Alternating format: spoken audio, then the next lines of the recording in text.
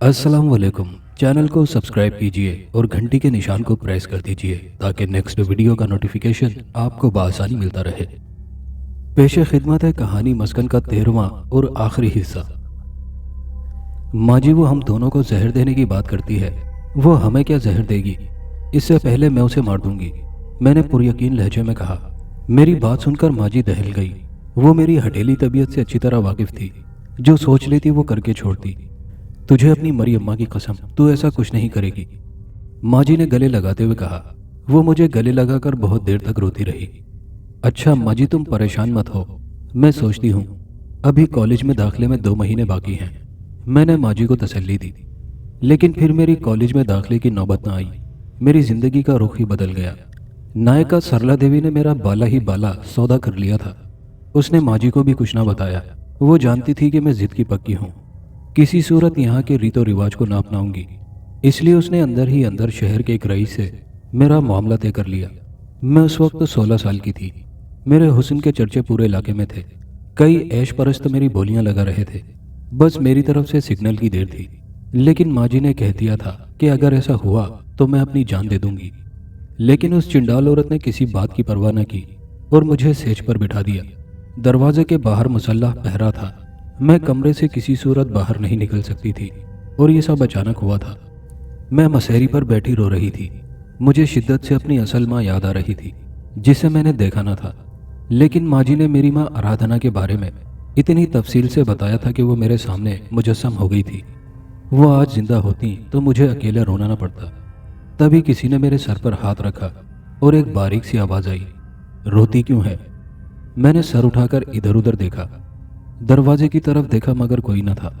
उस आवाज को मैंने अपना वहम समझा और फिर माँ की याद में खो गई। तब फिर आवाज आई, तेरे तकिए के नीचे चाकू रख दिया है, मोटे सेठ को उसकी चमक दिखा देना, बाकी मैं देख लूंगा। तुम कौन हो और कहाँ हो? मैं बग्गा हूँ और तुम्हारे दिल में हूँ। मेरी समझ में कुछ ना आया कि ये कौन है और क्या कह रहा है।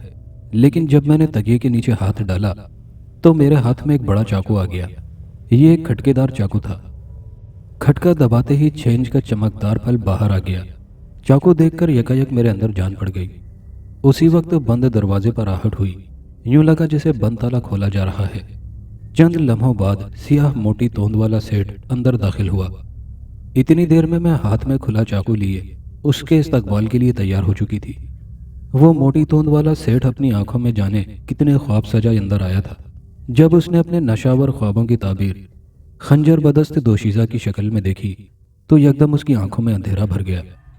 ना बाबा ना, मुझ पर हमला ना करना, मैं वापस चला जाता हूँ, उसने लरजती आवाज़ में कहा और फौरन ही वापस मुड़ गया। मैं उसकी बुजदली पर मुस्कुराए बिना न रह सकी। उसने दरवाज़ा खोलने की कोशिश की लेकिन दरवाज़ा न खुला। वो बाहर से मुकफ्फल हो चुका था। उसकी पीठ देखकर मेरे अंदर जुनून सा उठा। मेरा जी चाहा कि उस हवस परस्त की पसलियों में चाकू घोंप दूं और उस वक्त तक चाकू के वार करती रहूं जब तक ये मर ना जाए। मैं इस इरादे से आगे बढ़ी। सरला भाई दरवाज़ा खोलो, सरला भाई दरवाज़ा खोलो। वो मुसलसल दरवाज़ा पीट रहा था। चंद लम्हों बाद दरवाज़ा खुला और नायिका सरला देवी बौखलाई हुई अंदर दाखिल हुई और बोली, सेठ राजिंदर क्या हुआ? सेठ ने कोई जवाब देने की बजाय मेरी तरफ इशारा किया और बगैर कुछ बोले हैरान परेशान कमरे से निकल गया। मैं जो उस पर वार करने के लिए आगे बढ़ रही थी रुक गई। अब मेरी नज़रें उस लोमड़ी पर थी जो इस फसाद की जड़ थी, जिसने मेरा सौदा किया था। मेरे हाथ में चमकता चाकू देखकर एक लम्हे को वो ठिठकी। उसने ये अंदाज़ा लगाने की कोशिश की कि मेरे हाथ में चाकू कहाँ से आया। फिर उसे अपनी एहानत का एहसास हुआ। उस 2 दिन की छोकरी ने उसे सेठ के सामने बेइज्जत कर दिया था। वो किसी भूखी शेरनी की तरह मुझे खाने दौड़ी। मैं पहले ही जुनूनी हो रही थी जब उसके मुंह से तैश में निकला, कंजरी तेरी ये मजाल, तो मैं अपने हवास में न रही। उस वक्त जाने मेरे अंदर कहाँ से इतनी ताकत आ गई कि मैंने उस पर चाकू के वार करके लम्हों में उस मोटी ताजी औरत को लहू लहान करके रख दिया। वो अस्पताल पहुँचते पहुँचते चल बसी। मैं गिरफ्तार हुई, मुकदमा चला, मुझे उम्र कैद हो गई। मेरी जिंदगी का धारा बदल गया। मैं इंसान से शैतान हो गई। बग्गा जो मेरी नौमरी से मेरे अंदर छुपा बैठा था बाहर आ गया। उसने मुझे आग भरे रास्ते पर डाल दिया। फिर यही आग मेरे लिए फूल हो गई। काला जादू, जंतर मंतर, सिफली अमल, शमशान घाट, खोपड़ियाँ, कब्रिस्तान, जंगल वीराने मेरी जिंदगी बन गए। जेल में एक कैदी औरत थी शोभना। वो अपनी सौगन को मारकर जेल आई थी। वो कई अमलियात की माहिर थी। वो मुझ पर फरीफ्ता हो गई। उससे मैंने कई अमल सीखे। काशी मैं तुम्हें बताऊं, जब कोई औरत आमिल के पास जाती है तो वो कहता है कि तुम पर जबरदस्त जादू कराया जा चुका है, और सबूत के तौर पर उसके तकिए से तावीज़ गंडे या अलमारी से सुइयों का पुतला निकाल देता है।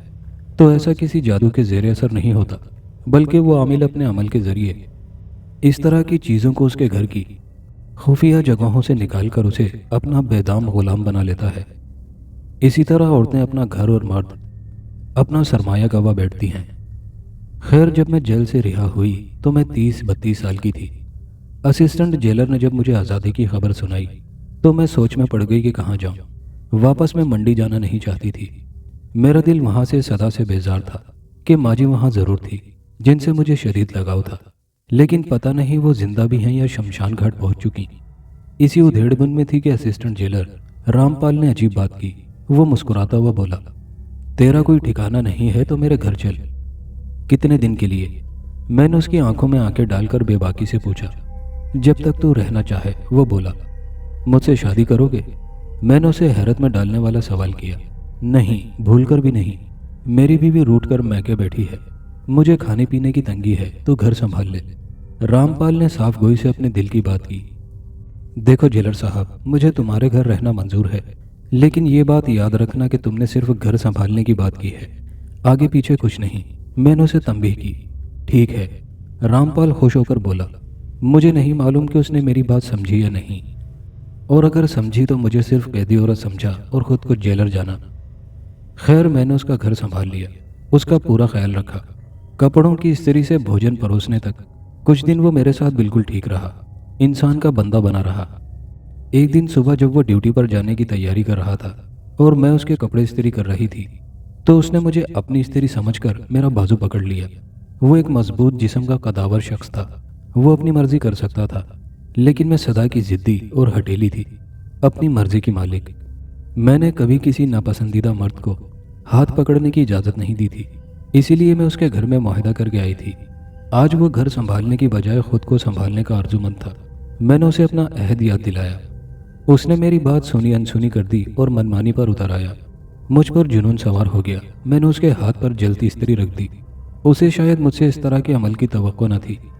वो गुस्से से पीछे हटा और अलमारी से रिवॉल्वर निकालकर मुझ पर तान लिया और शदीद गुस्से में बोला, 2 टके की औरत, तूने खुद को समझा क्या है? मैं तुझे कत्ल करके नाले में फेंकवा दूंगा। मुझे यकीन था कि जो वो कह रहा है सही कह रहा है। मुझे मारकर नाले में फेंकवाना उसके लिए कतन मुश्किल काम न था। मैं मुश्किल में थी, समझ में नहीं आ रहा था कि क्या करूं। मैं बग्गा का यह एहसान जिंदगी भर नहीं भूल सकती कि वो अचानक एक लहीम शहीम काले कुत्ते के रूप में नमूदार हुआ और उसने उस पर इस तरह छलांग लगाई कि रिवॉल्वर उसके हाथ से निकलकर दूर जा पड़ा। वो इस अचानक उफ्ताद के लिए तैयार न था, लड़खड़ा कर पीछे गिरा। बस इतना ही मौका मेरे लिए काफ़ी था। मैंने रिवॉल्वर उठाकर उस पर कई गोलियां चलाई। दरवाज़ा खोलकर उसके घर से भाग निकली। फिर जाने में कब तक भागती रही। दर बदरी मेरा मुकद्दर हुई। असिस्टेंट जेलर रामपाल के शहर में रहना अब मुमकिन ना था। बग्गा ने मेरी मदद के लिए बिरजू को भेज दिया। वो कलकत्ता काली देवी को भेंट चढ़ाने आया था। मैं चंद दिन उसके साथ काली के मंदिर में रही। वहाँ के कई पुजारी मुझ जैसी सर्कस जवानी को देखकर अपनी पूजा पाठ भूल गए। बिरजू ने मुझे समझाया कि कुछ हासिल करने के लिए मंदिर की दासी बनना ज़रूरी है। पहले बिरजू ने मुझे दासी बनाया, उसके बाद मंदिर के कई बड़े पुजारियों ने मेरे जिस्म की भेंट मांगी। उधर बग्गा का इसरार के जो कहते हैं करती जाओ। बिरजू ने यहाँ 13 दिन रहकर बनारस चले जाना था। मैं वापस अब जेल जाना नहीं चाहती थी। मैं पुलिस के हत्थे चढ़ जाती तो वो जाने मेरा क्या हशर कर देती। मैंने यही गनीमत जाना कि बिरजू के साथ बनारस निकल जाऊं। बिरजू बड़ा गयानी जोगी था, शैतान का चेला। बग्गा की उस पर खास नज़र थी। मैंने उससे बहुत कुछ सीखा। उसने भी मुझे काले इल्म सिखाने में किसी बुखल से काम न लिया। मैं बिरजू के साथ कई साल बनारस रही। फिर वो मुझे इलाहाबाद में एक चीनी साधु के हवाले कर गया। उस साधु का नाम तो धर्मदास था, लेकिन उसका धर्म से कोई वास्ता न था। शायद शैतान का खास चेला था। उसके जिस्म पर कपड़े के नाम पर एक लंगोट होता। जब वो बबूत मल लेता तो लंगोट से भी बेनियाज हो जाता। उसके साथ रहना बड़ा कठिन था, लेकिन मैं रही। और सच्ची बात यह है कि उसने मुझे जो अमल सिखाया वो नायाब था। मेरी खिदमत के बदले उसने वो सब कुछ सिखा दिया था जो वो जानता था। धर्मदास एक दिन बड़ी मौज में था। मैं उसके पैर दबा रही थी कि वो अचानक आंखें खोलकर बोला, काशी, क्या तू चाहती है कि तू उड़ी उड़ी फिरे, तुझे पंख लग जाएं? हाँ, क्यों नहीं। इससे अच्छी बात भला मेरे लिए और क्या हो सकती है, मैं फौरन बोली। उस शक्ति को हासिल करने के लिए तुझे 3 दिन जमीन में दफन होना पड़ेगा। गुरु, क्या मुझे अंदर दफन करके मारना चाहते हो? मैंने अपना शुबा जाहिर किया। नहीं, तू मरेगी नहीं। अगर तूने मेरे कहने पर अमल कर लिया तो ऐसी शक्ति मिल जाएगी कि अपने गुरु धर्मदास को सदा याद करेगी। जब धर्मदास ने मुझे उस अमल की तफसील बताई तो मुझे अंदाज़ा हुआ कि यह कोई आसान अमल नहीं, लेकिन मसला यह था कि कोई शक्ति हासिल करने के लिए मुश्किलात का सामना करना ही पड़ता है। उसके यकीन दिलाने पर मैंने ये जानलेवा अमल करने की ठान ली। जब 3 दिन बाद में बंद कब्र से जीती जागती बरामद हो गई तो मुझसे ज़्यादा धर्मदास खुश था। खुशी उसे यह थी कि किसी औरत ने अपनी जान पर खेलकर यह शक्ति हासिल की थी। उसी दिन उसने मेरा नाम बदल दिया। आज से तू काशी नहीं, पंखी कहलाएगी। अब तुझे पंख लग गए हैं, जहां चाहे उड़ती फिर। बस फिर उस दिन से मैं पंखी हो गई। उम्र बढ़ने के साथ लोग मुझे माई पंखी कहने लगे और आज मैं रानी पंखी कहलाती हूँ। लेकिन सच यह है कि मुझे पंख देने वाला धर्मदास ही था। मैंने 7 साल उसके साथ गुजारे। फिर एक दिन एक अजीब वाकया हुआ। धर्मदास ने मुझे सूरज निकलने से पहले उठाया, जबकि उसका मामूल था कि वो 12 बजे से पहले कभी ना उठता था। मुझे उठाकर बोला, चल पंखी, तैयार हो जा, तरवैनी चलते हैं। तरवैनी? गुरु, तुम्हारा वहाँ क्या काम? मैंने हंसते हुए कहा। पंखी, हंस मत। तू जानती है ना मेरा नाम धर्मदास है। मैं अपने वक्त के बड़े पंडित शर्मादास का बेटा हूँ। मैंने धर्म छोड़ दिया, मैं नास्तिक हो गया। फिर मैं एक ऐसे रास्ते पर चल पड़ा जिसका धर्म से कोई ताल्लुक ना था। मुझे काला जादू सीखने का शौक था। बस एक बार पटरी से उतरा तो फिर सीधे रास्ते पर न चल सका। बाप ने मेरी सरगर्मियां देखकर मुझे घर से निकाल दिया। बस फिर भटकता फिरा। कहाँ कहाँ की खाक मैंने नहीं छानी। तुझे मैंने अपना सारा इल्म दे दिया। मैंने तुझ जैसी औरत नहीं देखी। चल आज मैं तुझे तरवैनी की सैर करवाता हूँ। धर्मदास जाने क्या क्या बोलता रहा। उसे इस तरह बोलते हुए मैंने कभी नहीं सुना था। गंगा घाट से हम एक कश्ती में बैठकर तरवैनी पहुंचे। तरवैनी उस जगह को कहते हैं जहाँ 3 दरिया गंगा, जमुना और सरस्वती एक होते हैं।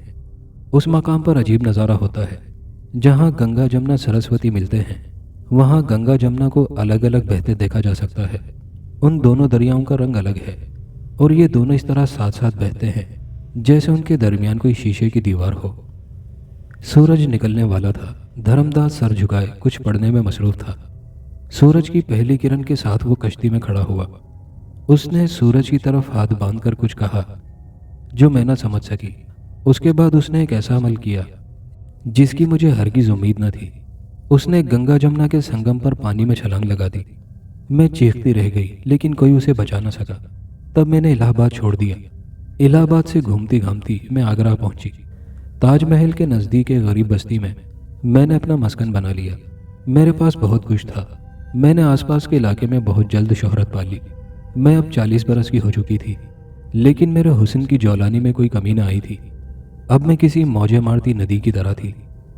उस दिन हल्की हल्की बारिश हो रही थी कि दरवाजे की किसी ने कुंडी बजाई। मैं साड़ी संभालती हुई दरवाजे पर आई और जब मैंने दरवाज़ा खोला तो मुझे उम्मीद न थी कि मेरे घर के दरवाजे पर कोई ऐसा शख्स आ जाएगा जिसे मैं देखते ही मर मिटूंगी।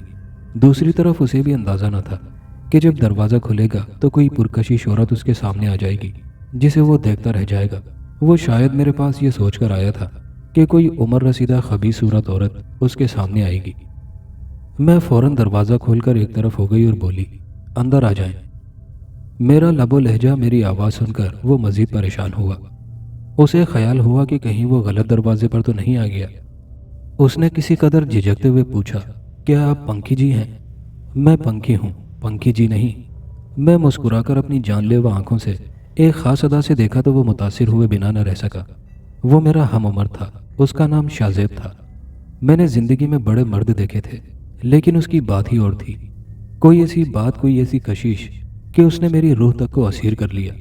पंखी उड़ना भूल गई थी। मैंने शाज़ेब को अपने घर की सबसे अच्छी जगह पर बिठाया।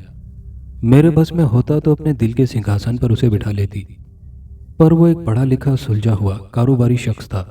फोटोग्राफी उसका शौक था। एक दिन वो ताजमहल में बैठा तस्वीर खींच रहा था कि अचानक कैमरे के फ्रेम में एक हसीना आ गई। कैमरा क्लिक हो चुका था। हसीना कैमरे में कैद हो चुकी थी। वो बुर्के में थी, सिर्फ उसकी आंखें खुली थी। शाहजेब उसकी आंखों पर मर मिटा और इस कदर बेचैन हुआ कि वो उस लड़की के पीछे घर तक जा पहुंचा। वो कॉलेज की तालिबा थी और साइकिल रिक्शा पर कॉलेज जाया करती थी। शाहजेब की वालेहाना मोहब्बत ने उसे अपना असीर कर लिया। वो उससे शादी करने का ख्वाहिशमंद था। लड़की भी राजी थी, लेकिन घर वाले राजी न थे। उनके यहाँ खानदान से बाहर शादी करने का रिवाज न था। दूसरा, शाहजेब और कमर परवीन के दरमियान उम्रों का फर्क था। वो मेरे पास इस मसले के हल के लिए आया था। उसने सारी तफसील बताकर बड़ी बेताबी से कहा था, पंखी जी, आप कमर परवीन की मुझसे शादी करवा दें, मैं आपका मुंह मोतियों से भर दूंगा। शाह जी, मैं हर मुमकिन कोशिश करूंगी। मैंने उसे जवाब दिया और वाकई में मैंने कोशिश भी की कि उसके घर वाले राजी हो जाएं, लेकिन ऐसा ना हो सका। परवीन उसकी किस्मत में ना थी। उसकी खानदान में शादी तय कर दी गई। लड़का लाहौर में था। शादी के 3 माह बाद कमर परवीन लाहौर चली गई। कमर परवीन ने आगरा छोड़ते हुए शाहजेब को पैगाम भिजवाया कि वो हमेशा के लिए लाहौर जा रही है, चाहती है कि आखिरी बार उसकी झलक देख ले। उसने मुझे कमर के पैगाम के बारे में आकर बताया। वो स्टेशन जाने के लिए तैयार न था। कहता था मैं उसे रुखसत होते ना देख सकूंगा। खुदा जाने मैं क्या कर बैठूं। मैंने उसकी हिम्मत बंधाई। उस आखिरी मुलाकात के लिए उसे राजी किया। मैं खुद उसके साथ स्टेशन गई। कमर परवीन लेडीज कंपार्टमेंट में थी। वो बुर्के में थी, चेहरे पर नकाब था, आंखें खुली हुई थी। उसकी आंखें वाकई हसीन थी। प्लेटफॉर्म पर रश था। शाहजेब उसकी खिड़की के नज़दीक किसी मुसाफिर की तरह खड़ा था। मैं भी वहीं थी, लेकिन शाहजेब से मुंह फेरे खड़ी थी। मैं रुखसती का वो मंजर कभी नहीं भुला पाती। ट्रेन ने रेंगना शुरू किया तो कमर ने अपना नकाब उतार दिया। तब मैंने देखा कि उसकी आंखें ही नहीं, वो खुद भी आंखों की तरह बहुत हसीन थी। उसकी आंखों में आंसू भरे हुए थे और वो खिड़की की सलाखों से अपना सर टकरा रही थी। गाड़ी आहिस्ता आहिस्ता प्लेटफॉर्म छोड़ रही थी।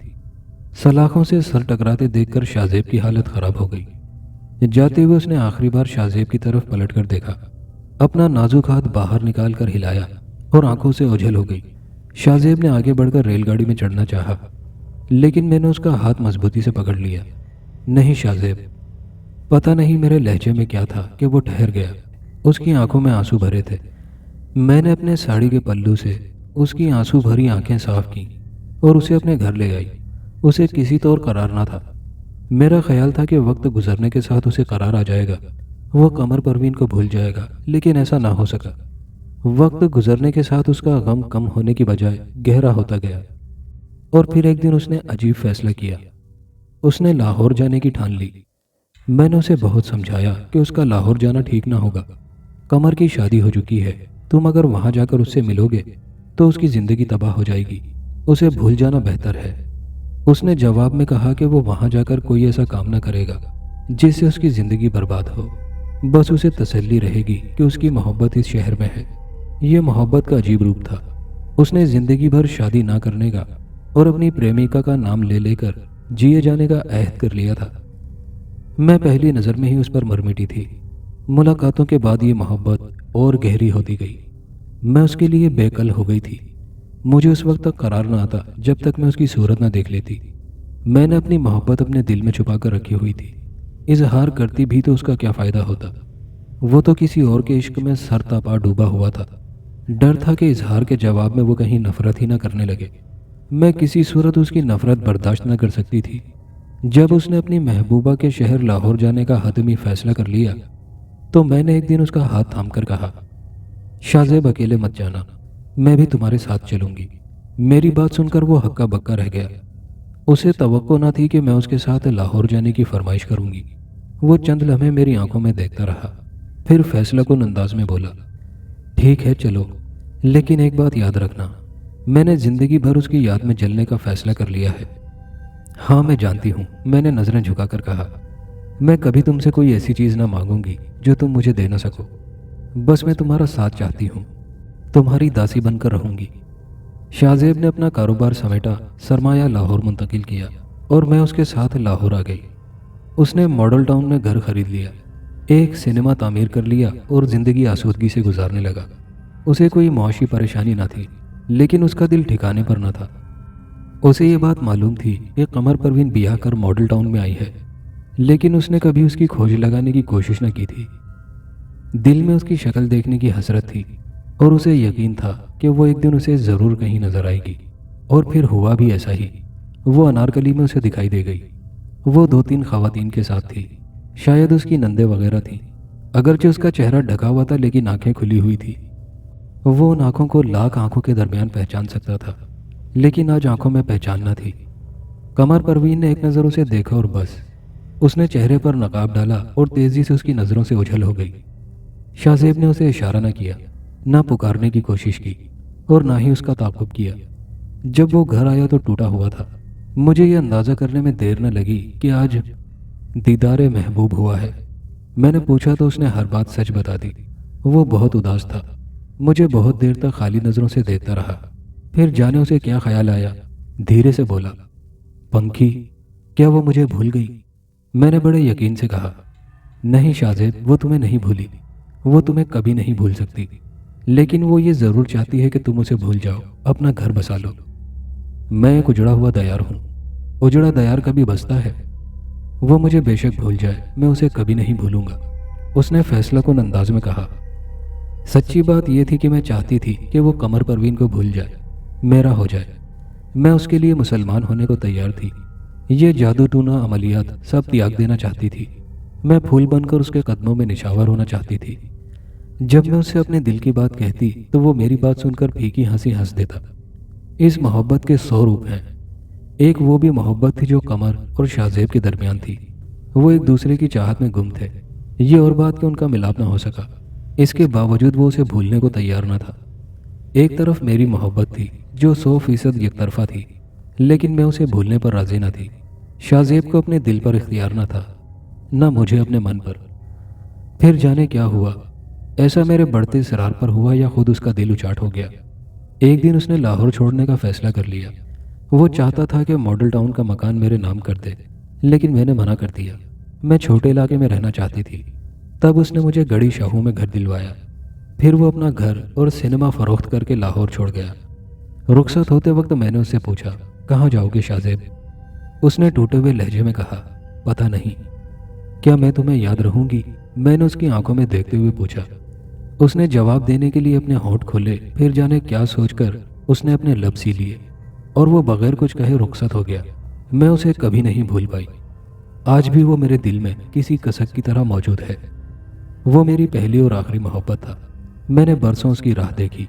मेरा ख्याल था कि वो कभी पलटकर ज़रूर आएगा। मैं आज तक उसकी राह तकती हूँ। यह कहकर रानी पंकी ने गहरा सांस लिया। मेरी अंजू, दिल बड़ी अजीब चीज़ है, पर तू ये बात अभी नहीं समझेगी। अच्छा अम्मा, अनारा ने मुस्कुराते हुए कहा, तेरी कहानी ख़त्म हुई, पर मेरे 7वें घर का क्या बना? तेरा 7वां घर यही है जहाँ तू बैठी है। मैंने तुझे बताया तो था, रानी पंखी बोली। अम्मा, मैं इस घर में कैसे आई? अनारा अपनी ज़िंदगी के बारे में बेचैन थी। अब मैं तेरे बारे में बताती हूँ कि तू कौन है और आई कहाँ से। रानी पंकी ने पहलू बदलते हुए कहा। यहाँ से कहानी का रुख आबिर की तरफ होता है। उसका ख्याल था कि कंधे पर हाथ रखने वाला ज़रूर बाबा दुनिया है, लेकिन वो बाबा दुनिया न था। उसका दोस्त वकार था। वकार को देखकर जहाँ आबिर हैरान हुआ, वहाँ उसे बेइंतहा खुशी भी हुई। दोनों एक दूसरे से लिपट गए और देर तक लिपटे रहे। आबिर, तू यहाँ कहाँ? वकार ने अलग होते हुए पूछा। और तू लाहौर में क्या कर रहा है? आबिर ने जवाब देने के बजाय सवाल किया। मुझे यहाँ बैंक में मुलाजमत मिल गई है, वकार ने बताया। तू कब से यहाँ है? आबिर ने पूछा। अभी पिछले महीने ही आया हूँ, वकार ने कहा। लेकिन तू यहाँ क्या कर रहा है? यार मत पूछ, मुझ पर क्या गुजरी। मैं अपनी जान बचाकर भागा हूँ। कितना अच्छा हुआ कि तू मुझे मिल गया। अल्लाह जो करता है बेहतर करता है। चल फिर मेरे साथ चल। वकार ने उसका हाथ पकड़कर सीढ़ियाँ उतरना शुरू की। फातिहा पढ़ लें, फिर निकलते हैं यहाँ से। फातिहा पढ़ने के बाद जब वो दादा दरबार की सीढ़ियाँ उतर रहे थे तो आबिर ने पूछा, तुम यहाँ कहाँ ठहरे हो? फिलहाल तो मैं गढ़ी शाहू में चचा के घर मुकीम हूँ। चचा चाहते हैं कि मैं मुस्तकिल उनके साथ रहूँ, लेकिन अब्बू की हिदायत थी कि मैं लाहौर जाकर जल्द अज जल्द कहीं और अपना ठिकाना कर लूँ। चचा के घर के नज़दीक ही 2 कमरे का मकान मिल गया है। 1-2 दिन में वहाँ शिफ्ट हो जाऊँगा। ओ, ये तो बहुत अच्छा है। 2 कमरे का मकान है तो फिर मैं तेरे साथ ही एडजस्ट हो जाऊँगा। आबिर ने मुस्तकबिल की प्लानिंग करते हुए कहा। हाँ ठीक है, वकार हंसते हुए बोला। फिर वकार आबिर को अपने साथ लेकर चचा सलमान के यहाँ पहुंचा। आज छुट्टी का दिन था। वकार के चचा और उसके कज़न वगैरह सब घर पर ही थे। वकार ने आबिर को उनसे मिलाया और बताया कि ये मेरा दोस्त है, कराची से मुलाजमत की तलाश में आया है, अब ये मेरे साथ ही रहेगा। दोपहर का खाना खाकर वकार ने अपने घर की चाबी ली और आबिर को साथ ले आया। कमरे में एक बेड मौजूद था, दोनों आराम से लेट गए। तब आबिर ने वहां से सिलसिला जोड़ा जिससे वकार वाकिफ न था। उसने आरजू से मुलाकात से लेकर डॉक्टर एतबार के खुफिया ठिकाने, उसके तजर्बे और उसके फार्म हाउस से दुबई के लिए रवानगी और रास्ते से फरार होकर दादा दरबार पहुंचने तक हर बात उसके गोश गुजार कर दी। उसकी रुदात सुनकर वकार सन्नाटे में आ गया। हैरत है यार, तुझे जो मिला फ्रॉड ही मिला। वकार, तू जानता है कि मैंने कभी किसी को नुकसान नहीं पहुंचाया, फिर मेरे साथ ऐसा क्यों? अब तू सबके साथ फ्रॉड करना शुरू कर दे, सब ठीक हो जाएगा। ओ जाने दे यार, अब मेरे साथ दुनिया बुरी है तो मैं उन जैसा क्यों बन जाऊं? आबिर ने गहरा सांस लेकर कहा। बाबा दुनिया जब भी मिलते यही कहते कि तुझे दुनिया ढूंढ रही है। उनका मतलब शायद यही होगा कि दुनिया मुझे फरेब देने के लिए ढूंढ रही है। नहीं पता कब तक ये सिलसिला चलेगा। आबिर, अब तुमने काम करना है, इस घर से बाहर नहीं निकलना है। क्यों, खैरियत? आबिर ने पूछा।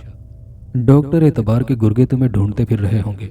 डॉक्टर एतबार ये तस्वुर भी नहीं कर सकेगा कि तुम इस शहर में मौजूद हो। समंदर खान तुम्हें एयरपोर्ट, रेलवे स्टेशन और बस के अड्डों पर तलाश कर रहा होगा। कुछ दिन ये लोग झक मार कर खामोश बैठ जाएंगे। वो तुमसे वैसे ही खौफजदा हैं। अगर उसे ये मालूम हो जाए कि तुम उसके दुबई मंसूबे से आगाह हो चुके हो तो फिर यकीनन वो तुम्हारी तलाश छोड़ देगा। तुम्हारी बिल्ली ने जो उसे नुकसान पहुंचाया है, ये वजह आइंदा तुमसे पंगा लेने के लिए काफ़ी है। पर यार, वो बिल्ली कहाँ है? ज़रा मुझे भी तो दिखा। वकार शरारत से बोला। बिल्ली थैले में है, आबिर ने हंसकर जवाब दिया। थैले से कब बाहर आएगी? वकार ने पूछा। पता नहीं, आबिर ने कंधे उचकाए। बिल्ली है या ताशकंद का मुआहिदा? वकार ने बेड से उठते हुए कहा। अच्छा, मैं चचा के घर जा रहा हूँ, तुम यहीं रहो। मैं बाहर से ताला लगा कर जा रहा हूँ, अब तुम मेरे कैदी हो। इतना कहकर वो हंसता हुआ चला गया। कैदी तो अनारा भी थी, लेकिन अब उसकी रिहाई के दिन करीब थे। इस सवाल के जवाब में कि अनारा कौन है, रानी पंखी ने लब खोले तो अनारा मुंह खोले रह गई। एक जमाने में रानी पंखी को सांपों से बेहद दिलचस्पी थी।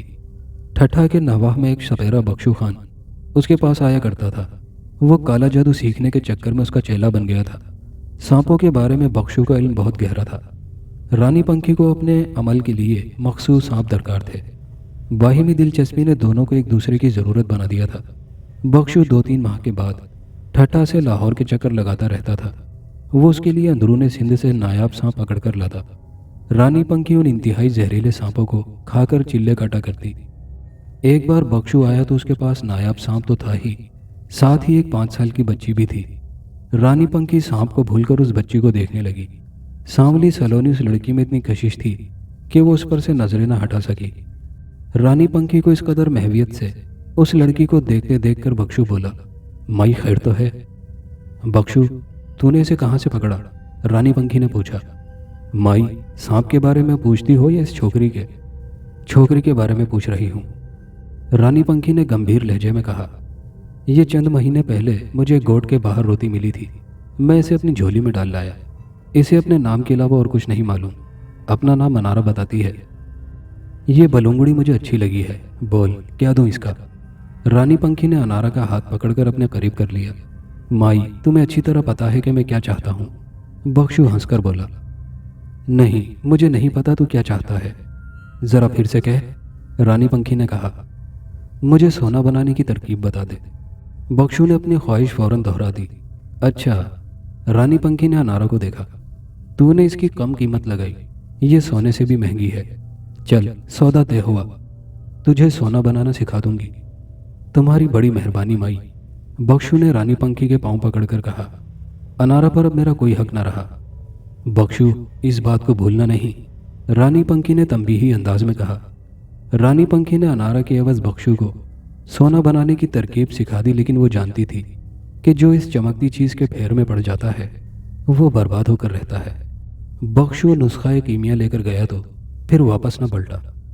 रानी पंखी ने अनारा का नाम तब्दील करके अंजला कुमारी रख दिया। फिर वो अंजला से अंजू हो गई। रानी पंखी मैट्रिक पास थी। उसने अनारा को घर पर पढ़ा लिखाया। उसकी तरबियत की। जब अनारा 12 साल की हुई तो बग्गा ने उसे कैद करने का मशवरा दिया। उसने कहा, देख पंखी, ये 12 बरस की हो गई है, इसे हर बात का शऊर आ गया है। ये किसी भी दिन घर से निकल जाएगी, और अगर खुद ना गई तो तेरे पास आने वाले लोगों में से कोई इसे ले उड़ेगा। ये बहुत कीमती बला है, इसे बिल्ली बना रख। इस तरह ये महफूज भी हो जाएगी और वक्त पर हमारे काम भी आ जाएगी। बग्गा, तू चाहता क्या है? बता दूंगा परेशानी क्या है। तब बग्गा के इसरार पर अनारा को बिल्ली के रूप में कैद कर लिया गया। कैद करने का अमल इतना आसान न था, लेकिन रानी पंखी को इस अमल से गुजरना पड़ा। वो नहीं चाहती थी कि अनारा, जिससे उसे बहुत मोहब्बत हो गई थी, उसके हाथ से निकल जाए। बग्गा क्या खेल खेल रहा था, इस बात का उसे अंदाजा न था। 16वां साल मुकम्मल होते ही बग्गा ने जो फरमाइश की, उसने रानी पंखी के 14 तबक रोशन कर दिए। उसने बेख्तियार होकर कहा, नहीं बग्गा, ऐसा नहीं हो सकता। उसकी बात सुनकर रानी पंखी को बहुत तकलीफ पहुंची थी। अनारा पहले ही जन्म जली थी, उसकी जिंदगी में दुखों के सिवा कुछ था ही नहीं। वो एक जमाने से सिसकती तड़पती मरती चली आ रही थी। रानी पंखी ने तय कर लिया था कि वो अब उसे मरने नहीं देगी।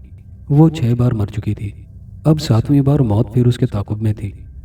बग्गा मुंह फाड़े किसी मगरमच्छ की तरह उसकी तरफ बढ़ रहा था।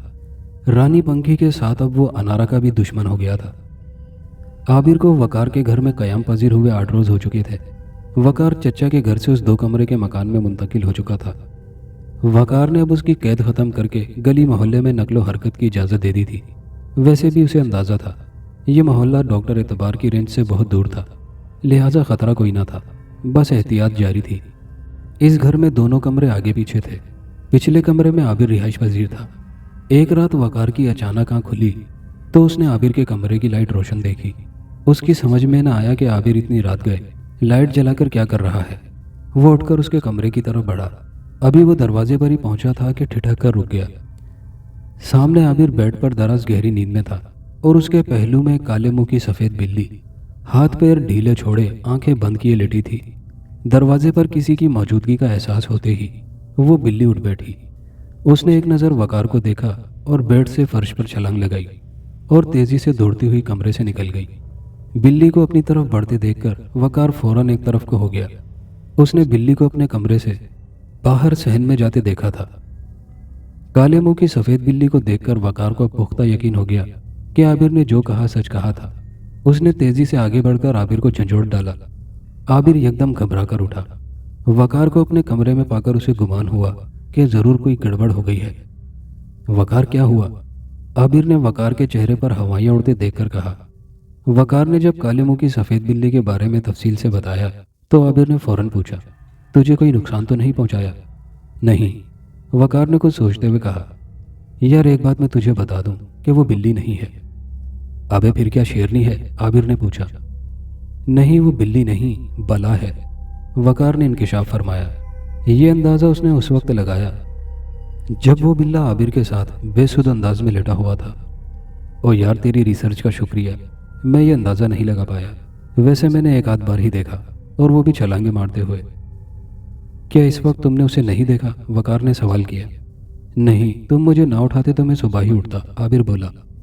मैं भी शायद उसे ना देख पाता। तुम्हारे कमरे की लाइट खुली होने पर मैं कमरे में आया, ये देखने के लिए कि तुम इस वक्त लाइट जलाकर क्या कर रहे हो। लेकिन यार, मैं तो लाइट जलाकर नहीं सोया था, आबिर ने बताया। फिर लाइट कैसे जली? पता नहीं। यार, ये बिल्ला तेरे पीछे क्यों लगा? बिल्ली लगती तो कोई बात भी थी। वकार की आंखों में शरारत उतर आई। ये सारा खेल डॉक्टर एतबार की लैब से शुरू हुआ। पता नहीं ये क्या चीज़ है। बहरहाल जो भी है, तुम्हारा मुहाफिज है, वकार ये कहकर उसके कमरे से निकल आया। उसने वॉशरूम जाने के लिए सहन की लाइट जलाई। सहन के एक तरफ वॉशरूम और दूसरी जानिब किचन था। अभी उसने सहन में कदम रखा ही था कि किचन के दरवाजे पर अजीब नज़ारा देखा।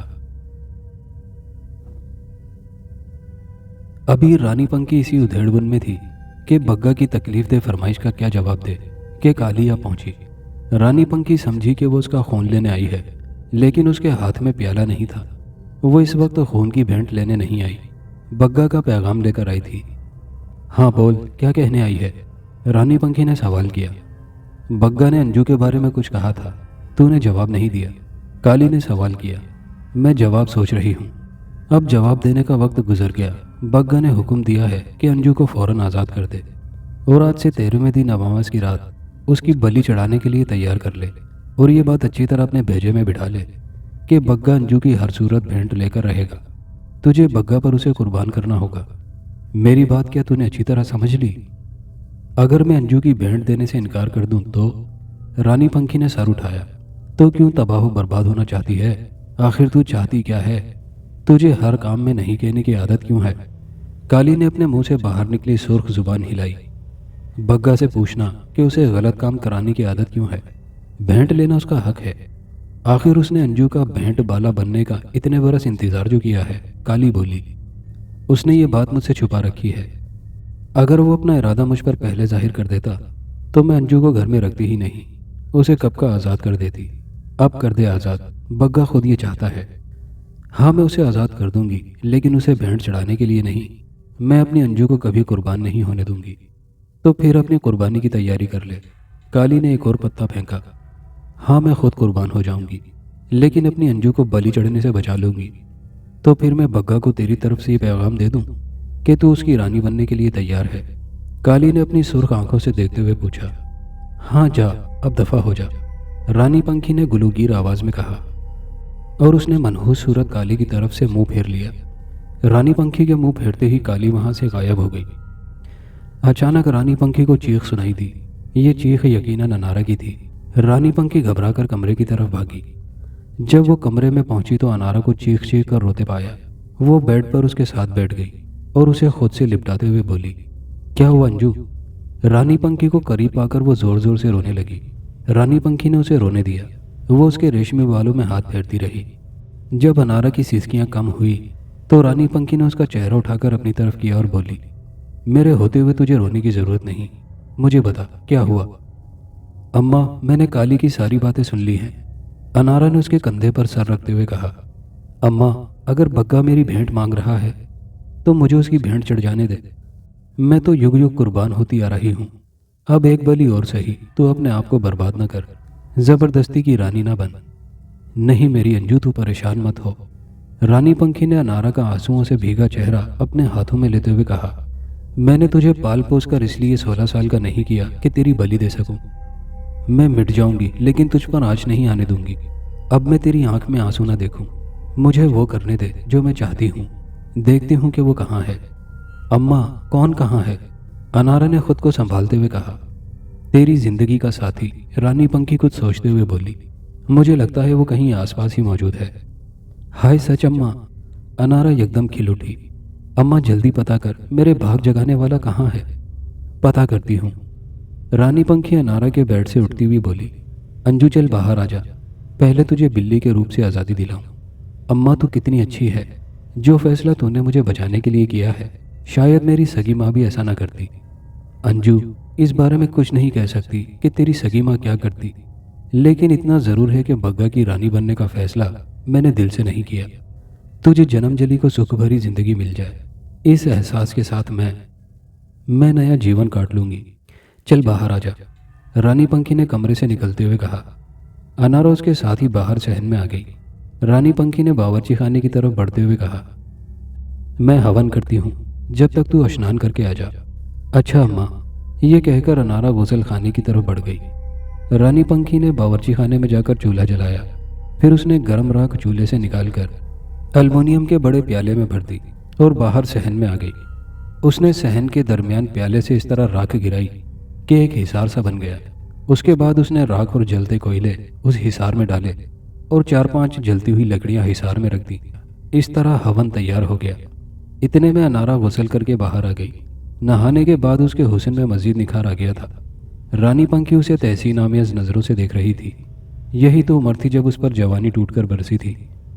आईने में अपना अक्स देखकर गुरूर से उसकी गर्दन तन जाया करती थी। वो किसी भी मर्द को बगैर खंजर कत्ल करने की सलाहियत रखती थी। ये उसकी बदकिस्मती थी कि उसकी मर्जी के खिलाफ उसकी बोली लगा दी गई और फिर बोली लगाने वाली सचमुच के खंजर से कत्ल हो गई। वो सचमुच कातिला बन गई। अम्मा क्या देख रही है? रानी पंखी की नज़रें जब मुसलसल उस पर मरकूज रही तो उसे टोकना पड़ा। अंजू, इस वक्त तुझे देखकर बीता ज़माना याद आ गया। कभी मुझ पर भी इस तरह बहार आई थी। रानी पंखी ने मुस्कुराकर कहा। आ अंजू, हवन के सामने बैठ जा। अंजू जमीन पर जलते अलाव के सामने बैठ गई। रानी पंखी ने एक जलती लकड़ी अलाव से निकालकर उसके चारों तरफ घुमाई और फिर कुछ पड़ते हुए लकड़ी अपनी जगह रख दी। जलती लकड़ी वापस रखते ही अनारा को अपने अंदर आग सी लगती महसूस हुई। आ अंजू आ। रानी पंखी ने आंखें बंद करके जोर से आवाज लगाई। अम्मा, मैं तेरे सामने बैठी हूँ, अनारा फौरन बोली। तू मुझे दिखाई दे रही है, चुप बैठ। रानी पंखी ने उसे तंबीह की। ये कहाँ मर गई? अंजू आ। वकार ने देखा कि उस काले मुंह के सफेद बिल्ले के साथ एक उस जैसी ही बिल्ली मौजूद है। ये हमशक्ल बिल्ले के मुकाबले में थोड़ी सी दुबली थी। बाकी दोनों की शक्लों में फर्क न था। दो हमशक्ल बिल्लियां देखकर वकार परेशान हो गया। वो वॉशरूम जाना भूल गया। वापस आबिर के कमरे में आया। वकार को बदहवास देखकर आबिर फौरन उठकर बैठ गया। अब वो बोला, अब क्या हुआ यार? तेरे होते हुए जो होना हो कम है, जरा बाहर चलकर देख। वकार ने उसका हाथ पकड़कर उठाते हुए बोला। दोनों निकलकर बाहर आए। वकार ने किचन की तरफ इशारा किया। ये देखो। आबिर ने किचन के दरवाजे की तरफ देखा तो वहां उसे कुछ नजर न आया। वकार ने घूम फिरकर चारों तरफ देखा, हत्ता कि वो वॉशरूम में भी झांक आया, लेकिन वो दोनों कहीं मौजूद न थे। यार, ये क्या चक्कर है? हुआ क्या? कुछ बताओ तो। आबिर ने वकार को कोने खुदरों में कुछ ढूंढते पाकर पूछा। यार, यहाँ किचन के दरवाजे पर दो हमशक्ल बिल्ला बिल्ली एक साथ बैठे हुए थे। दोनों के मुंह काले और जिस्म सफ़ेद थे। मैं झूठ नहीं बोल रहा। इतनी देर में जाने किधर चले गए? वकार परेशान होकर बोला। इसमें परेशान होने की क्या बात है? मेरे कमरे से बाहर आने तक इतनी देर में वो कहीं भी छलांग मारकर जा सकते हैं। लेकिन मसला यह है कि मेरे बिल्ले ने एक हफ्ते में अपने जैसी बिल्ली भी ढूंढ ली। यार, ये अपना बिल्ला तो बड़ा तेज निकला। आबिर ने हंसते हुए बात का रुख फेरा। बस फिर तू डूब मर चुल्लू भर पानी में, वकार ने वॉशरूम की तरफ बढ़ते हुए कहा। और जब अंजू के साथ उसके हमशक्ल बिल्ले ने भी बावर्ची खाने की छत से सहन में छलांग लगाई तो अनारा पुर हैरत अंदाज में चीखी। अम्मा, ये तो 1 से 2 हो गई। रानी पंखी ने उन दोनों को बगौर देखा और फिर मुसर्रत भरे लहजे में बोली, ये 1 से 2 नहीं बल्कि 2 से 1 हुए हैं। हाय अम्मा, ज़रा गौर से देख। तेरी आंखों ने काम करना छोड़ दिया क्या? मुझे तो ये 2 नज़र आ रही हैं, बिल्कुल एक जैसी। बेवकूफ़ लड़की, ये बात मैंने गौर से देखने के बाद ही कही है। ये 2 से 1 हुए हैं। अरे, इनमें से एक बिल्ला है। अब मुझे कुछ पता करने की ज़रूरत नहीं। जो काम मुझे करना था वो अंजू करके आ गई। वो आ गया है और यहीं पास पड़ोस में है। बस अब तेरे भाग जागने को हैं। अम्मा, जल्दी बता, उसकी शक्ल कैसी है? अनारा बेचैन होकर बोली। इतनी बेकल ना हो, मुझे अपना काम करने दे। बहुत जल्द सब कुछ तेरे सामने आ जाएगा। पहले तू इस कैद से रिहाई पा ले। रानी पंखी मुस्कुराते हुए बोली। फिर उसने बिल्ली को इशारा किया। वो इशारा पाते ही रानी पंखी के नज़दीक आ गई, जबकि बिल्ला अपनी जगह बैठा रहा। रानी पंखी ने एक जलती लकड़ी अलाव से निकालकर बिल्ली के चारों तरफ घुमाई और फिर कुछ पड़ते हुए लकड़ी अलाव में रख दी। उसके बाद उसने चांदी का भारी तावीज़ गले से उतारा और उस पर कुछ पढ़कर फूंका। फिर उसने वो तावीज़ अनारा की पेशानी पर रखा और उसे अंगूठे से दबाया। तावीज़ के पेशानी पर रखते ही अनारा को यूं लगा जैसे उसके अंदर अलाव भड़क उठा हो। वो शोलों में गिर गई हो। एकदम उसके जिस्म को झटका लगा और वो बेहोश होकर एक तरफ लुढ़क गई। फिर यही अमल उसने बिल्ली के साथ दोहराया। वो चीख मारकर एकदम फर्श पर लेट गई। तब बिल्ले ने खौफजदा होकर बावर्ची खाने की छत पर छलांग लगाई और दरवाजे की दीवार पर दौड़ता हुआ गली में कूद गया। रानी पंखी ने उसे जाते हुए देखा, लेकिन उसे रोकने की कोशिश नहीं की। फिर उसने चांदी का भारी तावीज़ गले में डाला, अपने लहंगे में टंकी सुई निकालकर अपनी उंगली पर मारी। खून के 3 कतरे जलते अलाव पर टपकाए। खून के कतरे आग पर गिरते ही वो यूं बुझ गई जैसे उस पर 100 लीटर पानी डाल दिया गया हो। अलाव बुझाकर वो अनारा की तरफ मतवज्जो हुई। अनारा आंखें बंद किए ईंटों के फर्श पर बेसुध लेटी हुई थी। वो उस वक्त बला की हसीन लग रही थी। रानी पंखी एकटिक उसे देखती रही और अपनी गुमशुदा जवानी उसमें ढूंढती रही। फिर उसने सहन में लगे नलके से चुल्लू में पानी लिया और उसे थोड़ा थोड़ा करके उसकी दोनों आंखों पर डाल दिया। पानी पड़ते ही अनारा की आंखों में जुम्बिश हुई और फिर उसने पट से दोनों आंखें खोल दी। उसने नजरें घुमाकर अंदाजा किया कि वो कहाँ है। रानी पंखी पर उसकी नज़र पड़ते ही वो उठकर बैठ गई। उसे अपना जिस्म बहुत हल्का फुल्का लगा। फिर वो उठकर खड़ी हो गई। काले मुंह की सफ़ेद बिल्ली की आंखों पर जैसे ही पानी पड़ा वो फौरन ही उछलकर बैठ गई। रानी पंखी ने झुककर उसे उठा लिया, उसे प्यार करके अनारा की तरफ बढ़ा दिया। अनारा ने उसे दोनों हाथों में उठाकर प्यार किया। फिर उसकी आंखों में देखकर बोली, कहाँ है वो? ये सुनकर काले मुंह की बिल्ली उसके हाथों में कसमसाई और फिर फिसल कर फर्श पर कूदी। वहां से उसने बावर्ची खाने की छत पर छलांग लगाई और दरवाजे की दीवार पर दौड़ती हुई गली में कूद गई। बिल्ली के जाने के बाद रानी पंखी अनारा की तरफ बढ़ी और उसे गले लगाकर बहुत देर तक खड़ी रोती रही। आबिर को वो ख्वाब सुबह सादिक में नजर आया था। एक मर्तबा फिर उसने अपने दादा निसार अय्यूब को देखा था। ये ख्वाब बहुत साफ और वाजे था। जब उसकी आंख खुली तो उसे ऐसा महसूस हुआ जैसे दादा भी उसके सरहाने से उठकर गए हों। उसे दादा की कही हुई एक एक बात अच्छी तरह याद थी। दादा ने उसे जो कुछ बताया था वो आबिर को हैरान करने के लिए काफ़ी था। दादा की इसरार खोलती बातें, आंखें खोलती हिदायतें और गिरहें खोलते इंकिशाफात उस ख्वाब ने उस पर सख्तातारी कर दिया था। उसे नहीं अंदाज़ा था कि आगे क्या होने वाला है। वकार दफ्तर जाने के बाद जब वो दरवाज़ा बंद करके पलटा तो उसने किचन के दरवाजे पर दो हमशक्ल बिल्लियों को देखा। आबिर को ये अंदाज़ा करते देर न लगी कि उनमें एक बिल्ला है। वकार ने जो देखा था अब वो खुद उसके सामने था। किसी किस्म की तरदीद या शुबे की गुंजाइश नहीं रही थी। वो उन दोनों को बगौर देखता कमरे में दाखिल हो गया। वो दोनों हमशक्ल बिल्लियां भी कमरे में आ गईं और बेतकल्लुफी से बेड पर चढ़कर बैठ गईं। बिल्ला ज़रा फासले पर था लेकिन बिल्ली उससे खासा नज़दीक थी और मुंह उठाए उसकी तरफ बड़े अजीब अंदाज में देख रही थी। आबिर ने जो ही उसकी तरफ हाथ बढ़ाया तो बिल्ली ने फौरन बेड से छलांग लगाई और कमरे से निकल गई। बिल्ली को जाते देखकर बिल्ले के भी जिस्म में हरकत हुई। वो भी बेड से कूदकर फर्श पर आया और तेजी से दौड़ता हुआ कमरे से निकल गया। आबिर उठकर जब बाहर आया तो वो दोनों घर से गायब हो चुके थे। आबिर ने उन्हें घर में ढूंढने की कोशिश नहीं की। उसे पक्का यकीन था कि वो दोनों अब घर में नहीं हैं। शाम को वकार दफ्तर से आया तो आबिर ने उन दोनों की आमद की इत्तला बहम पहुंचाई। वकार ने उनकी शक्ल सूरत की तस्दीक की, फिर हंसकर बोला, तूने यार ये ठीक कहा था कि तेरा बिल्ला बड़ा तेज निकला। एक हफ्ते में ज़बरदस्त हसीना फंसा लाया। वैसे ये केस कुछ समझ नहीं आया और अभी जो मैं तुझे बताने वाला हूँ वो सुनकर तेरी आंखें ज़रूर फट जाएंगी। आबिर ने उसकी तरफ देखकर मुस्कुराते हुए कहा, फिर तो कहेगा यार तेरा केस भी कुछ समझ नहीं आया। मुझे लगता है जैसे मेरी अकल गुम होने को है। वकार अपना सर पकड़कर बोला। सफ़ेद बिल्ली और बिल्ला एक साथ खुले दरवाजे से अंदर दाखिल हुए। अनारा और रानी पंखी चारपाई पर बैठी थी। वो दोनों रानी पंखी के पैरों में आकर बैठ गए। अंजू, क्या तुझे कुछ महसूस हो रहा है? रानी पंखी ने अनारा की तरफ देखा। नहीं अम्मा, अनारा फौरन बोली। दरवाज़ा तो पूरा खुला है ना? रानी पंखी ने पूछा। हाँ अम्मा, दरवाज़ा पूरा खुला है, मैं खुद खोल कर आई हूँ। बस फिर वो आया ही चाहता है। रानी पंखी ने अनारा के गले में बाजू डालते हुए कहा। हाय अम्मा, मेरा दिल बड़े ज़ोर ज़ोर से धड़क रहा है। इतने में खुले दरवाजे के किवाड़ को किसी ने आहिस्ता से बजाया। ले वो आ गया। रानी पंखी की खुशी दीदनी थी। फिर वो उठते हुए बोली, अंजू तू बैठ जा, मैं उसे लाती हूँ। ये कहकर वो दरवाजे की तरफ बढ़ी। आबिर खुले दरवाजे के दरमियान खड़ा रानी पंखी को अपनी तरफ आते देख रहा था। उसने सफ़ेद कमीज और काली पैंट पहनी हुई थी। जैसे ही रानी पंखी की नज़र आबिर पर पड़ी, एक लम्हे को उसे अपना दिल बंद होता हुआ महसूस हुआ। उसे फौरन अपना शाज़ेब याद आ गया। नौजवानी में वो बिल्कुल ऐसा ही रहा होगा। तुम कौन हो और कहाँ से आए हो? रानी पंखी ने उसकी आंखों में देखा। मेरा नाम आबिर है, मैं आया नहीं भेजा गया हूँ। आबिर ने उसी अंदाज में जवाब दिया। चारपाई पर बैठी अनारा ने उसकी दिलकश आवाज़ सुनी तो बेकल हो उठी। उसका जी चाहा कि वो फौरन उठकर उसको देख ले, लेकिन वो उठ ना सकी। किसने भेजा है और क्यों? रानी पंखी ने उसे अंदर आने का इशारा करते हुए पूछा। मुझे मेरे दादा ने भेजा है, मैं अपनी अमानत लेने आया हूँ। आबिर ने सहन में कदम रखते हुए कहा। माफ़ कीजिएगा, आप कौन हैं? मैं, रानी पंखी ने अपने सीने पर हाथ रखा। मैं तुम्हारी अमानत की अम्मा हूँ। फिर मेरा आपको सलाम। इसका मतलब है कि मैं सही जगह पहुँचा हूँ।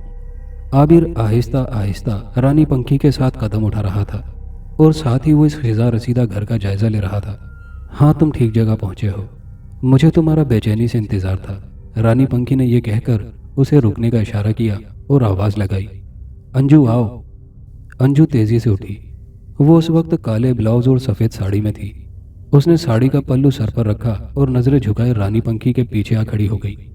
जी अम्मा। अरे मेरे पीछे क्यों चुपती है, सामने आ। रानी पंखी ने अनारा का हाथ पकड़कर उसे आगे किया और बोली, ए लड़के, यह है तुम्हारी अमानत, इसे अच्छी तरह देख लो, पहचान लो। आबिर की जब अनारा पर नज़र पड़ी तो उसे यूं लगा जैसे सिया बादलों में कोई बिजली सी गूंदी हो। ऐसा सांवला सलोना क़यामत खेज़ हुस्न उसने पहले भला कहाँ देखा था। उसकी आंखें खीरा हो गईं। ऐसी चकाचौंध हुई कि एक लम्हे को उसकी आंखों से सब ओझल हो गया, अंधेरा सा छा गया। अंजू ने आंखें खोली तो उसका सांस ऊपर का ऊपर और नीचे का नीचे रह गया। वो पलकें झपकाना भूल गई। उसने अपनी जिंदगी में कोई मर्द कहाँ देखा था। उसकी जिंदगी तो रानी पंखी का बूढ़ा चेहरा देखने में गुजरी थी। अब जो पहला मर्द देखा और वो भी शाकार, तो उसके दिल पर जो गुजरी ठीक गुजरी। बोलो, क्या तुम दोनों ने एक दूसरे को देख लिया? रानी पंखी ने सवाल किया। मैंने तो देख लिया, आबिर हंसकर बोला। हाँ अम्मा, मैंने भी, अनारा धीमे लहजे में बोली। क्या तुम दोनों ने एक दूसरे को पसंद कर लिया? रानी पंखी ने फिर सवाल किया। हाँ, बहुत अच्छी, बहुत प्यारी, आबिर के होंठों पर शौक मुस्कुराहट थी। हाँ माँ, अनारा ने मुख्तसर सा जवाब दिया। आगे आओ बेटा, रानी पंखी ने आबिर से कहा। आबिर 2 कदम आगे आया तो रानी पंखी ने अनारा का हाथ उसकी तरफ बढ़ाते हुए कहा, तुम्हारी अमानत मैंने तुम्हें सौंपी, अब इस पर मेरा कोई हक ना रहा। आगे तुम्हारी मर्जी, अभी अपने साथ ले जाओ या 2 दिन बाद, ये तुम्हारी हुई, इसे कबूल करो। आबिर ने बिला झिझक उसका रेशम जैसा हाथ अपने मजबूत हाथ में ले लिया और पूरे एतमाद लहजे में बोला, मैंने कबूल किया, इसका सदा ख्याल रखना। रानी पंखी ने भीगी आंखों से कहा। मैं इन्हें अपने दिल से लगा कर रखूंगा, आबिर ने वादा किया। मेरा जी तो चाहता है कि अपनी अंजू को पूरी शान से रुखसत करूं, पर मेरी कुछ ज़ाती मजबूरियां हैं। शदीद ख्वाहिश के बावजूद मैं इसे बाकायदा तौर पर रुखसत नहीं कर सकती। रानी पंखी ने गुलूगीर आवाज़ में कहा। आप रंजीदा ना हो, मैं कराची जाकर बड़े पैमाने पर शादी का जश्न मनाऊंगा, आबिर ने तसल्ली दी। ईश्वर तुम दोनों को खुश रखे, रानी पंखी ने दोनों को अपनी बाहों में समेटते हुए कहा। फिर आबिर ने अनारा के साथ रानी पंखी की कई तस्वीरें अपने मोबाइल फ़ोन से उतारी।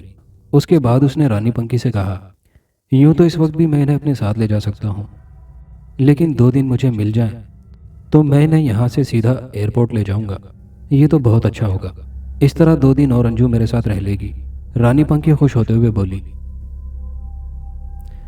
कराची एयरपोर्ट से जब आबिर बाहर आया तो उसने अपनी पूरी फैमिली को अपना मुंतजिर पाया। साइमा के साथ उसका शौहर असलम और बच्चे भी मौजूद थे। अली निसार और नाजनीन गैर मुतवक्के के तौर पर खुश थे। आबिर ने लाहौर से चलने से पहले अपनी माँ को हर वो बात पहले बता दी थी जिसका बताया जाना ज़रूरी था। दादा का नाम सुनकर हर आदमी ठंडा हो गया था। अगर आबिर अपने तौर पर अनारा को इस तरह ले आता तो यकीनन उस पर घर का दरवाज़ा बंद हो जाता, और दरवाज़ा बंद करने वाले पहले शख्स अली निसार होते। अब क्योंकि दरमियान में उनके वालिद मोहतरम आ गए थे, लिहाजा नफरत दिल में न रही थी, लेकिन तजस्सुस शिद्दत इख्तियार कर गया था। आखिर ऐसा इस लड़की में क्या था कि निसार अय्यूब ने बहू बनाने का इंदिया दिया था। सबसे पहले उस पर साइमा की नज़र पड़ी। सफ़ेद साड़ी के ऊपर अनारा ने काली चादर लपेट रखी थी और पेशानी पर पल्लू खींच लिया था, जिससे उसका चेहरा बड़ी हद तक छुप गया था। अम्मी, ये आबिर क्या चीज़ उठा लाया? साइमा ने उसे सफ़ेद साड़ी में देखकर माँ के कान में सरगोशी की। साइमा, ये मत भूलो कि ये तुम्हारे दादा का इंतखाब है। नाजनीन ने हल्की सी सरजनिश की। आबिर अनारा को लेकर नाजनीन के नज़दीक आया और अनारा की तरफ इशारा करके बोला, अम्मी, ये आपकी अमानत, आजा मेरी बच्ची। नाजनीन ने फ़ौरन अनारा को गले लगा लिया। आबिर फिर अपने बाप अली निसार की तरफ बढ़ा, सलाम करके उनके सामने झुक गया। अली निसार ने उसके सर पर हाथ फेरा। साइमा उससे बेख्तियार लिपट गई। असलम ने गले लगाया। आबिर ने साइमा के बच्चों को प्यार किया और फिर ये छोटा सा काफिला अपनी मंजिल की जानिब बढ़ा। साइमा और नाजनीन ने दिन रात एक करके 6-7 दिन में शादी की तैयारियां मुकम्मल कर लीं। सबकी ख्वाहिश थी कि शादी धूमधाम से हो, लेकिन मसला यह था कि ख़ानदान के लोगों को लड़की के बारे में क्या बताया जाता। अनारा को तो आगे पीछे कोई ना था। लोग यही समझते कि आबिर अनारा को लाहौर से भगा लाया है, किससे क्या कहते, जबकि अनारा का घरेलू पस मंज़र इंतहाई पेचीदा और नाकाबिले यकीन था। तब यही सोचा गया कि शादी की तकरीब शादी हाल में करने की बजाय महदूद पैमाने पर घर ही कर ली जाए। मार पीछे पुकार है। साइमा पहले दिन ही अनारा को अपने घर ले गई थी और आबिर पर मुलाकात की पाबंदी लगा दी थी। अनारा बहुत खुश थी, अलबत्ता रात को वो तन्हा होती तो बेख्तियार रानी पंखी याद आ जाती। उसे यूं महसूस होता जैसे वो आसपास ही है। रुखसत होते वक्त रानी पंखी ने चांदी का भारी तावीज़ उतारकर उसके हवाले कर दिया था। रानी पंखी ने कहा था, अंजू, ये तावीज़ अपने साथ ले जा, इसे समंदर में फेंक देना, ये फसाद की जड़ है। अगर ये मेरे किसी चेले के हाथ लग गया तो वो इसकी शक्ति को बर्दाश्त नहीं कर सकेगा, वो पागल हो जाएगा। ताकत का इस्तेमाल भी वही शख्स कर सकता है जो खुद ताकतवर हो। पीकर सब बहक जाते हैं, असल वो जो पीकर ना बहके। मेरे शागिर्दों में एक भी इसे संभालने वाला नहीं, इसका समंदर बुर्द हो जाना ही अच्छा है। वो तावीज़ अभी तक समंदर के हवाले नहीं किया गया था। आबिर चाहता था कि शादी हो जाए, फिर वो अनारा को समंदर पर ले जाएगा और उस तावीज़ को रानी पंखी की हिदायत के मुताबिक समंदर बुर्द कर देगा। आबिर ने उस तावीज़ को महफूज करके अपने कमरे में रख लिया। अनारा और आबिर को आए हुए अभी एक ही रात गुजरी थी कि निसार अय्यूब आबिर के ख्वाब में आए। उन्होंने आबिर को सख्ती से डांट कर कहा, ये क्या नहुसत तुमने अपने कमरे में रख छोड़ी है, उसे फौरन समंदर बुर्द करो। तब आबिर सुबह उठते ही साइमा के घर पहुंच गया। उसने वहां से अनारा को लिया और हॉक्स पे पहुंचा। साइमा भी जिद करके उनके साथ आ गई थी। अनारा ने समंदर पहली बार देखा था।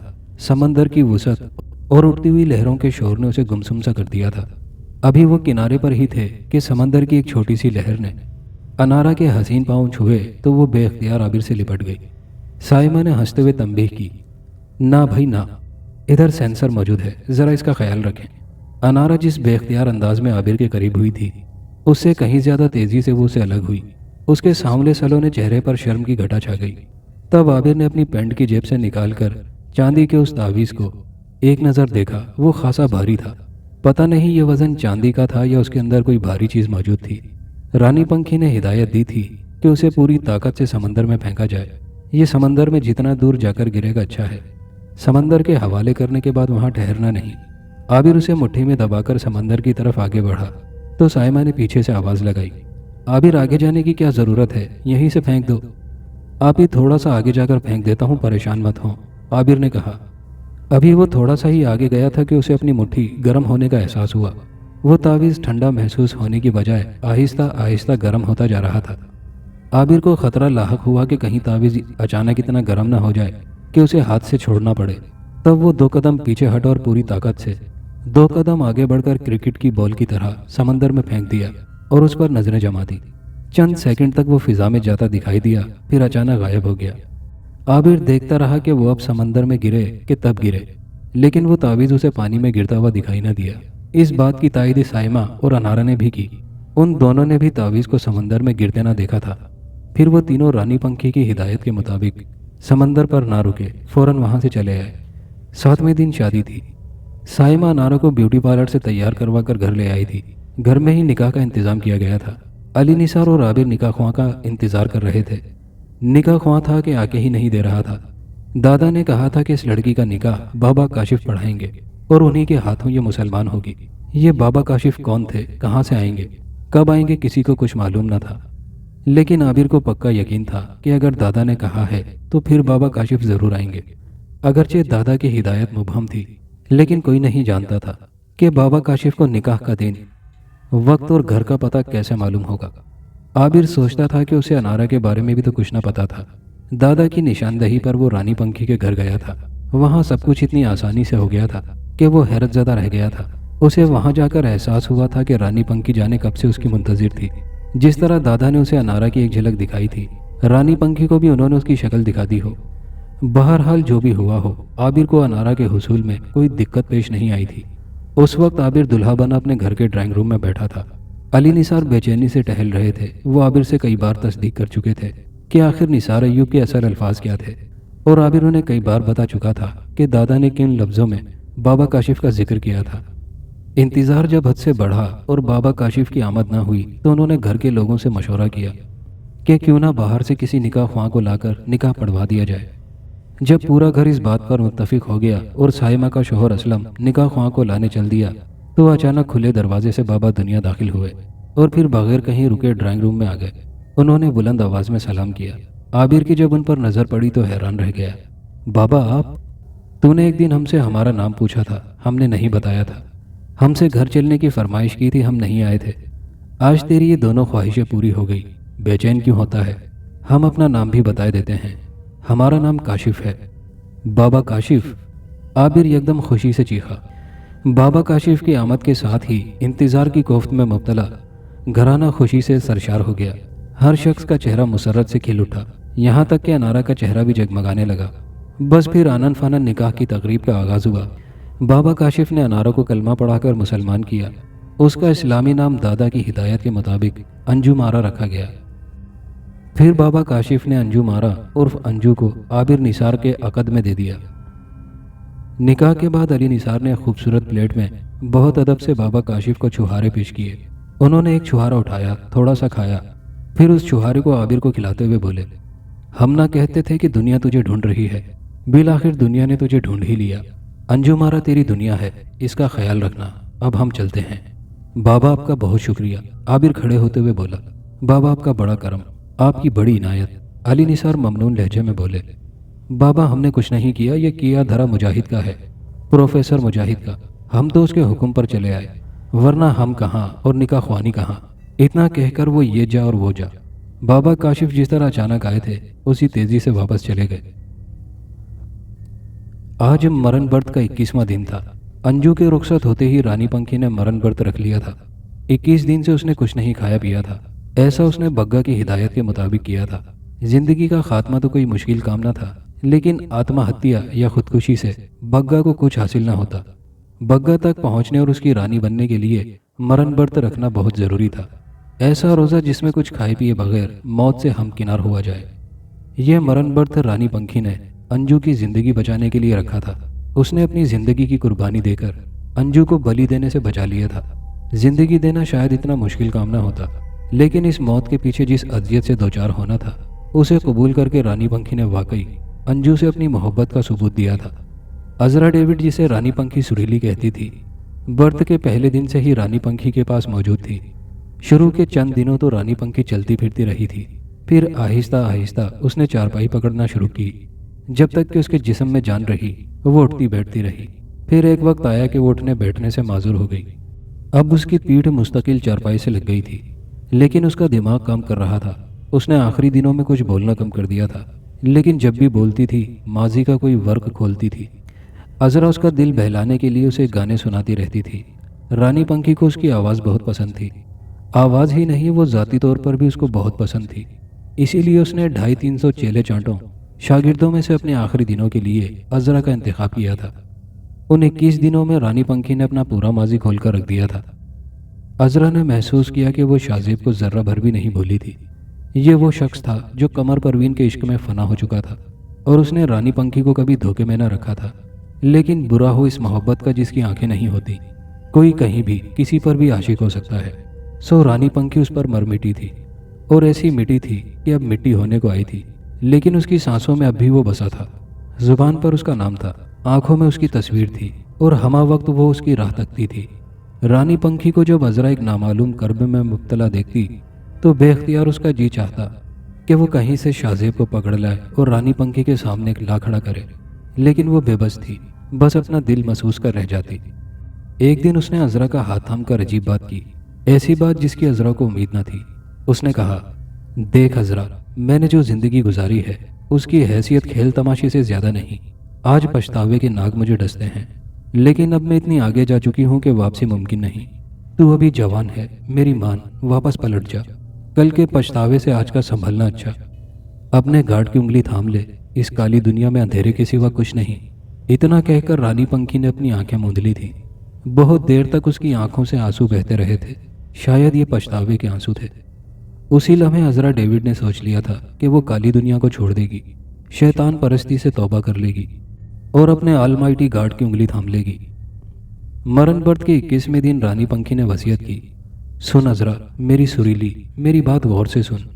मैं जहाँ इस वक्त लेटी हूँ यहाँ गड़ा खोदकर मुझे दबा देना। मैं जलना नहीं चाहती। मेरा ताज और मेरा लिबास मेरे साथ जाएगा। ठीक है रानी माँ, जैसा तुमने कहा वैसा करूँगी, अजरा ने यकीन दिलाया। वसीयत करने के बाद जैसे ही अंधेरा गहरा हुआ, रानी पंखी की लरजती आवाज़ उभरी, अजरा देख, वो आ गया, मेरा शाहजेब आ गया। अजरा ने उसकी आंखों में यकायक दीप जलते देखे, मोहब्बत के दीप। चंद लम्हों के बाद उसकी आंखें बंद हो गईं। वो चली गई जिसने अपनी जिंदगी मिटाकर अंजू मारा उर्फ अंजू को नई जिंदगी अदा की थी। काफी अरसे के बाद जब आबिर और अंजू रानी पंखी के मस्कन पर पहुंचे तो उन्हें एक दचका सा लगा। घर का लकड़ी का दरवाजा चौखट समेत गायब था। दरवाजे की ईंटें निकली हुई थी। बावर्ची खाने की छत बैठ चुकी थी। सहन में जगह जगह गड्ढे पड़े हुए थे। नीम का दरख्त मौजूद था और उस पर बेशुमार कौवे बैठे हुए थे।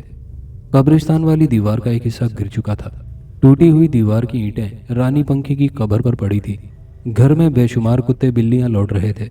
उन्हीं बिल्लियों में काले मुंह की सफ़ेद बिल्ली और बिल्ला भी शामिल थे, जो आबिर और अंजू को देखकर उनके पास आ गए और मियाऊं मियाऊं करके उनके पैरों से लिपटने लगे। जिस रात रानी पंखी का इंतकाल हुआ वो अमावस की रात थी। हर अमावस की रात को इस घर में चेलों का इज्तिमा होता। आधी रात के बाद हस्बे मामूल सब इकट्ठा हो गए तो उन्हें पता चला कि काली दुनिया की रानी चल बसी है। अजरा डेविड ने रानी पंखी की वसीयत के मुताबिक उसकी चारपाई वाली जगह पर गड्ढा खुदवाकर ताज समेत उसे गड्ढे में दफना दिया। रानी पंखी को दफनाने के बाद उस घर से खाली हाथ निकलने वाली पहली औरत अजरा डेविड थी। अजरा डेविड के जाने के बाद वहां मौजूद लोगों में हलचल सी मच गई। फिर जिसके जो हाथ लगा वो अपने साथ ले गया। यहाँ तक कि उस घर में चारपाई तक न रही। जब कब्रिस्तान की दीवार के जेरे साया बैठने वाले हिरोंचियों, चरसियों और जुआरियों को बुढ़िया के चल बसने का इल्म हुआ तो उन्होंने थोड़ी सी दीवार तोड़कर घर के अंदर रास्ता बना लिया। इस तरह रानी पंखी का मस्कन उन बदकमाशों की आमाजगा बन गया। उधर गोरकन भी इस ताक में थे कि इस लावारिस घर को कब्रिस्तान में क्यों ना शामिल कर लिया जाए। उसके लिए बस घर की दीवार गिराने की देर थी। पहले मरहले के तौर पर उस घर के सहन में 2-4 कब्रें खोदकर तैयार कर ली गई। आहिस्ता आहिस्ता दीवार गिराने का अमल शुरू हुआ। उसके बाद पहले से खुदी कब्रों में मुर्दे दफनाए जाने का काम शुरू हो गया। अंजू तो उस घर की हालत देखकर परेशान हो गई थी। अंदर कमरों में कई हीरोइनची मदहोश पड़े थे। उनके साथ बिल्लियां भी लेटी हुई थी जो अंजू को देखते ही फौरन उठ बैठी और कमरे से निकल गई। अंजू फौरन कमरे से बाहर आ गई।